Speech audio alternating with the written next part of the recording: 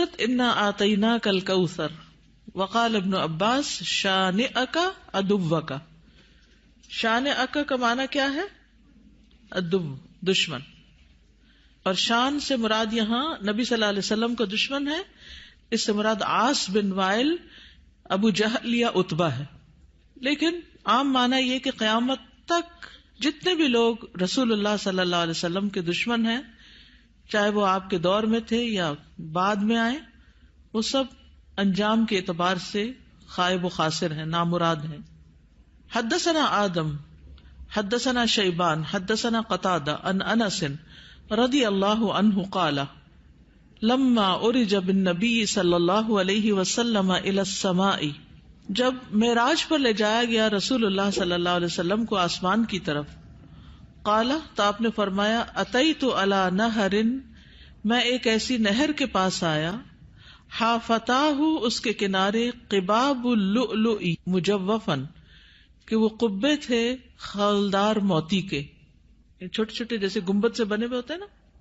فقلت ما ھذا یا جبریل، میں نے پوچھا یہ کیا ہے جبریل؟ قال ھذا الکوثر، فرمایا یہ ہے نہر کوثر جو انا آتیناک الکوثر کے پس منظر میں ہے.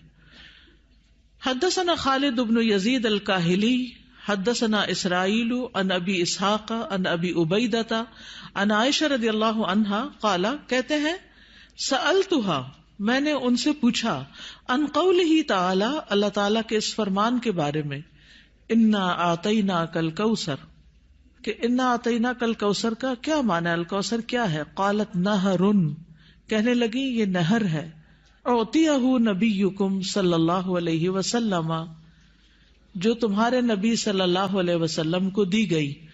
شاطئاہ علیہ در مجوف، شاطئاہ اس کے دونوں کنارے، علیہ ان پر، در موتی ہیں، مجوف خولدار یعنی اندر سے کھوکھلے.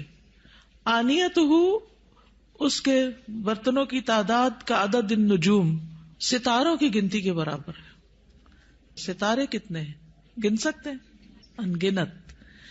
رواہ زکریا و ابو الاحوص و مطرف عن ابی اسحاق. تو انا آتیناک الکوثر کا معنی کیا ہے؟ بلا شبہ ہم نے آپ کو کوثر عطا کی.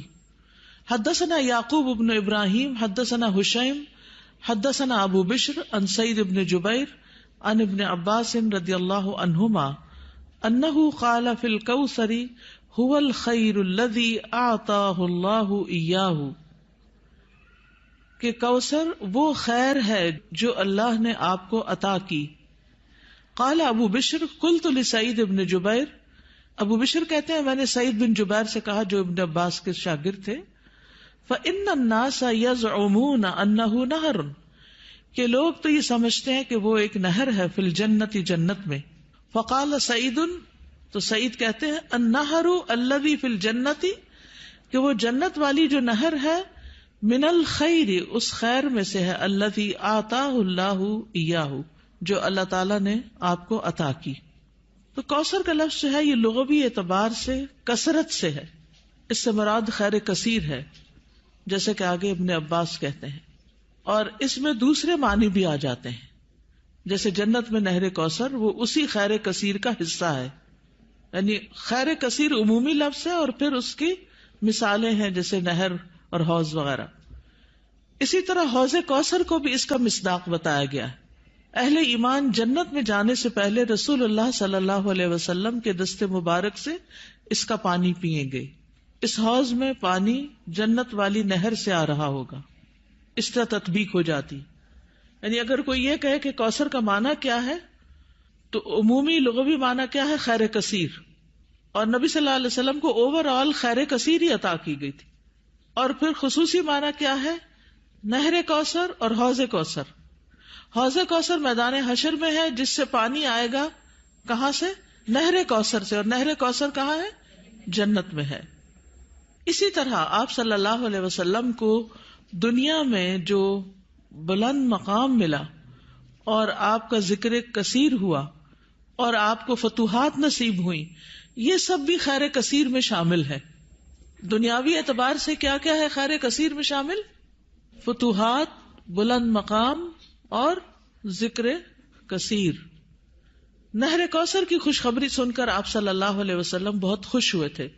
صحیح مسلم کی روایت ہے, حضرت انس کہتے ہیں کہ ایک دن رسول اللہ صلی اللہ علیہ وسلم ہمارے درمیان تشریف فرما تھے. آپ پر نیند سی طاری ہوئی, پھر آپ نے مسکراتے ہوئے اپنا سر اٹھایا تو ہم نے عرض کیا, یا رسول اللہ, آپ کس بات پر ہنس رہے تھے؟ تو آپ نے فرمایا, مجھ پر ابھی ایک سورت نازل ہوئی. پھر آپ نے بسم اللہ الرحمن الرحیم انا اعطیناک الکوثر فصل لربک وانحر ان شانئک ھو الابتر پڑھی اور فرمایا کہ تم جانتے ہو کہ کوثر کیا ہے؟ تو ہم نے کہا اللہ اور اس کا رسول ہی بہتر جانتے ہیں. آپ نے فرمایا, بے شک وہ ایک نہر ہے, مجھ سے میرے رب نے اس کا وعدہ کیا ہے, اس میں بہت سی خوبیاں ہیں. وہ ایک حوض ہے جس پر قیامت کے دن میری امت کے لوگ پانی پینے کے لیے آئیں گے.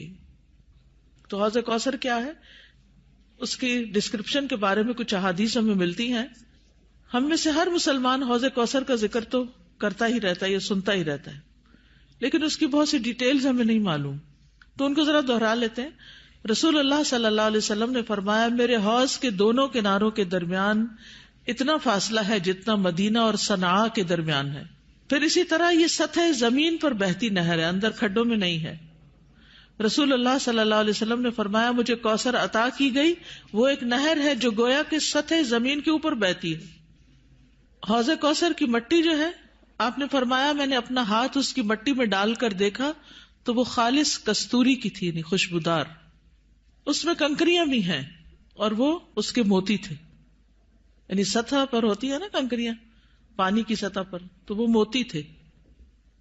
جنت سے آنے والے سونے اور چاندی کے 2 پرنالے ہیں جو اس میں گرتے ہیں. یہ صحیح ترغیب و ترغیب سے, یعنی 2 پرنالے جو جنت سے پھوٹتے ہیں, ایک چاندی کا اور ایک سونے کا, وہ اس حوض میں گرتا ہے. حوض پر سونے اور چاندی کے برتن ہیں.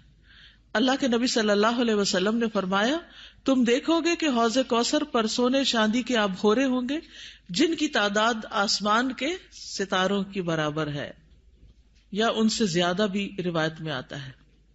اور پھر وہ برتن جنت کے برتنوں میں سے ہوں گے. کسی نے عرض کیا, یا رسول اللہ, حوض کے برتن کس طرح کے ہوں گے؟ آپ نے فرمایا, اس ذات کی قسم جس کے ہاتھ میں میری جان ہے, اس کے برتن آسمان کے ستاروں سے بھی زیادہ ہوں گے. ستارے بھی ایسی اندھیری رات کے جس میں بالکل بادل نہ ہو. پھر وہ برتن جنت کے برتنوں میں سے ہیں. اس کا پانی ٹھنڈا, میٹھا اور خوشبودار ہے. رسول اللہ صلی اللہ علیہ وسلم نے فرمایا, میرا حوض عدن اور عمان کے درمیانی فاصلے جتنا ہے. حوض کا پانی برف سے زیادہ ٹھنڈا, شہد سے زیادہ میٹھا, مسک سے زیادہ خوشبودار, اس کے آبخورے آسمان کے ستاروں کے برابر ہیں. اور ایک جگہ دودھ سے زیادہ سفید بھی آتا ہے. آئس کریم کیا چیز ہے اس کے مقابلے میں. پھر جو ایک گھونٹ بھی پی لے گا کبھی پیاسا نہ ہوگا, اس کے چہرے کا رنگ کبھی سیاہ نہ ہوگا. سبحان اللہ, یہ تاثیر ہے اس کی. دنیا میں کئی ٹوٹکے کرتے رہتے ہیں, یہ کھا لو, وہ پی لو, یہ لگا لو تاکہ رنگ صاف ہو جائے. اس کا ایک گھونٹ پی کر انسان خوبصورت ہو جائے گا. اس نہر پر پرندے بھی ہیں, فرمایا ان کو کھانا اس سے بھی زیادہ خوشگوار ہوگا. لیکن کچھ لوگ حوض کوثر سے محروم رہ جائیں گے. وہ کون ہے؟ جو بدعت کرنے والے ہیں, جنہوں نے آپ کے بعد دین کو تبدیل کر دیا. آپ فرمائیں گے یہ دور ہو جائیں, دور ہو جائیں. یہ ڈسکرپشن پڑھ کے پھر شوق بڑھ جاتا ہے نا, اور سنت پر عمل کا شوق بڑھ جاتا ہے کہ اللہ تعالیٰ ہمیں اور زیادہ سنت کا پابند بنائے تاکہ ہم نبی صلی اللہ علیہ وسلم کے قریب ہو سکیں, آپ کا اتباع کریں.